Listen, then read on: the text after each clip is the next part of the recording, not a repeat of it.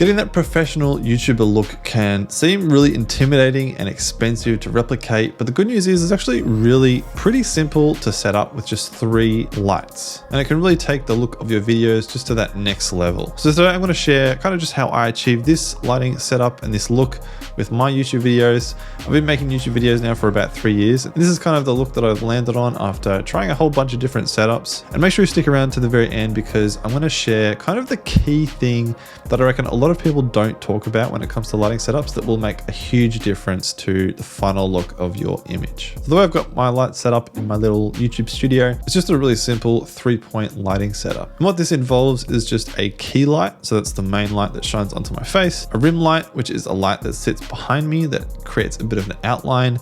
And then I use a practical light in the background to fill out the background a little bit and just to create a bit of visual interest. All right, so let's start off by talking about this key light, which is the main light in any lighting setup because it's the light that will light your face or the subject of the person that you're shooting so that they can actually be seen by the camera and the audience. Now I use an Aperture 120D Mark II with an Aperture softbox. And the reason why a softbox is really great to have is because it diffuses the light really nicely so that you get soft shadows. If you use a light without diffusion, like an LED light or something like that, it creates quite harsh shadows that aren't that flattering to the subject or to yourself, which is why if you can diffuse the light, that's always the way to go. Now I position the light to the left of me and up just above kind of my eye level at a 45-degree angle. And the reason I place it here is to create what they call the Rembrandt lighting effect. And it sounds kind of fancy, but it's basically just the way that Rembrandt used to paint light in his paintings, which is coming down from one side, and then on this side of the face, my face is in shadow, as you can see. And this just makes the look a bit more dynamic and interesting because you can see the different features of my face a bit more clearly. Whereas if I have the light shining directly at my face, I kind of lose the definition of my different features and it's just not quite as interesting. It looks more flat. A good way to tell if you're getting Rembrandt lighting correctly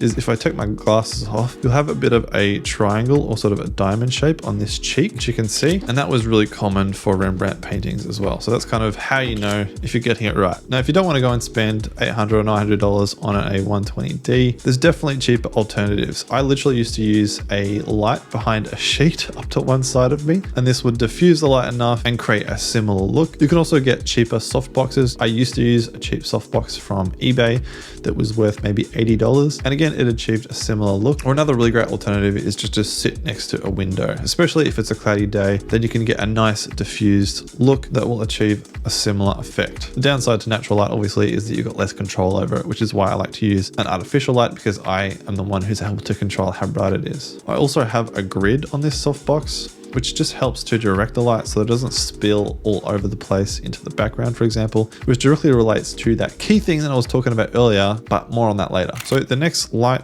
which I mentioned earlier, is the rim light.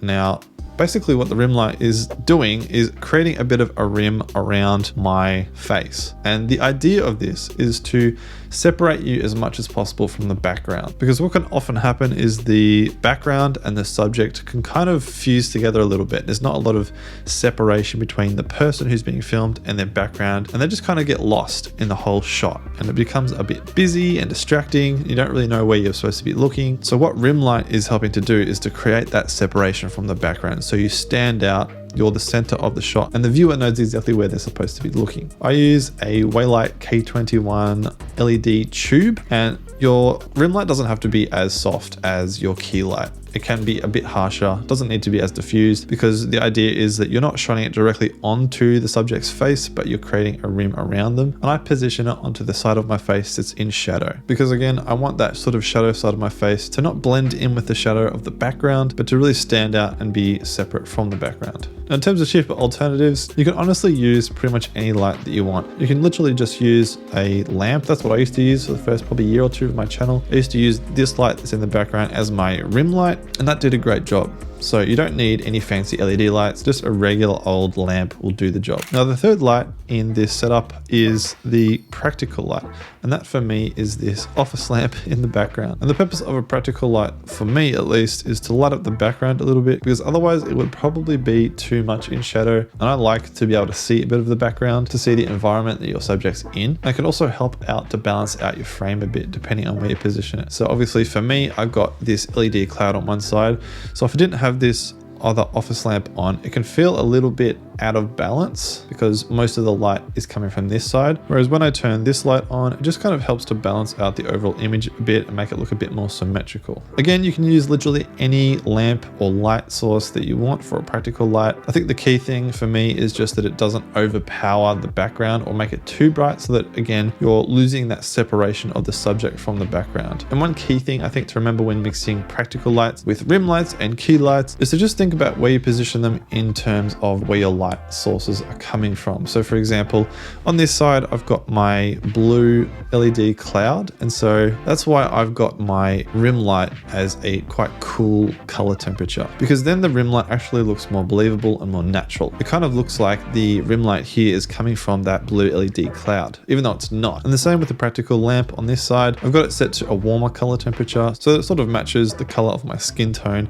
which is more dominant on this side of my face because my key light is up here. Now, lastly, I want to talk about that key thing that I think makes a huge difference in how your overall shot will look in the end. And this all goes back to the settings on your camera. Now, I'm going to assume that you're using a camera that has adjustable settings. If you use something like an iPhone, it's a lot harder to get these sorts of settings correct. But if you are using a regular mirrorless or DSLR camera, then you should be able to adjust these settings to get the right look. And that setting basically is the overall exposure that you're setting your camera to. Because even with this same lighting setup, it's actually still easy to lose the separation from the background. And this will happen if you've got your camera exposure set too high. Now let me show you what that looks like. All right, so as you can see, I've brought the overall exposure up in the whole image, and I've turned my key light brightness down. So my skin tones are still correctly exposed. But what's happened is the whole background has become brighter, which means that there's less separation between me and the background, and therefore we've got a less dynamic shot. So that to me is the key thing to remember. Always